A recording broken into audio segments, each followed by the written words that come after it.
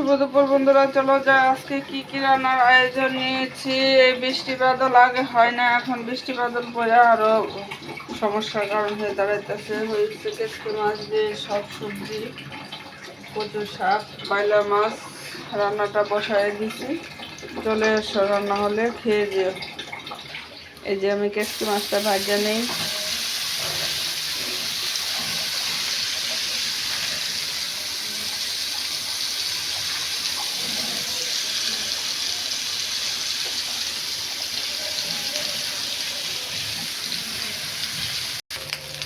আমার কেটকি মাছটা ভাজা হয়ে গেছে, আর এই তুলোর মধ্যে আমি তরকারিটা সম্বার দিয়ে দিতেছি তাড়াতাড়ি খাওয়ার জন্য।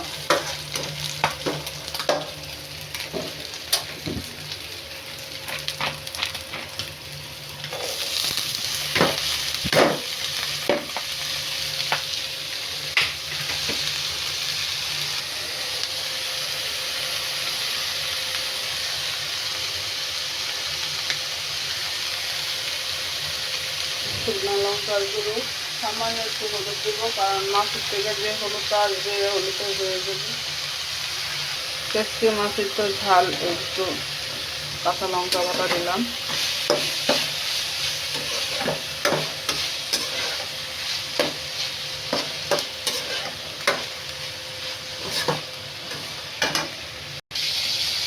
দেখো কেটকি মাছের সবজির থেকে কত জল উঠছে, আমি কিন্তু কোনো জল দিই নাই। সবজিটা আমার মধ্যে এতটুকু হয়েছে, আর এই যে মাছটা আমি ছাড়ে দিই। একটু রসুন বাটা দিলাম সাথে, তারপরে কাঁচা লঙ্কা দিয়ে একদম দমে দিয়ে দিই।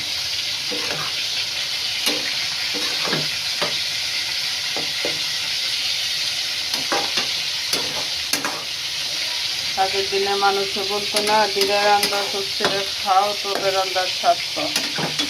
এখন আগের দিনের মানুষ সকালবেলায় বাসি দাম করে রান্না করে ঢুকছে, আস্তে আস্তে রান্না করতো, রান্না হইতো, খাওয়া দাওয়া হইতে হইতে 3টা 4টা বাজছে। আর এখন আমরা গরিব টাইম খুঁজতে গিয়ে আর আগের মতো সময় হয় না, রান্না বান্নার স্বাদও হয় না।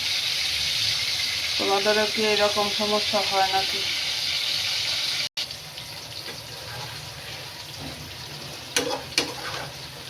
হয়ে গেল আমার কেটকি মাছের তরকারি।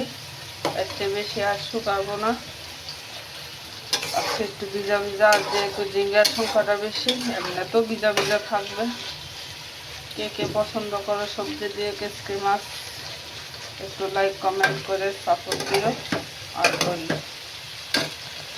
ধন্যবাদ। আজকের জন্য এই পর্যন্তই। দেখে থাকলে আবার দেখা হবে।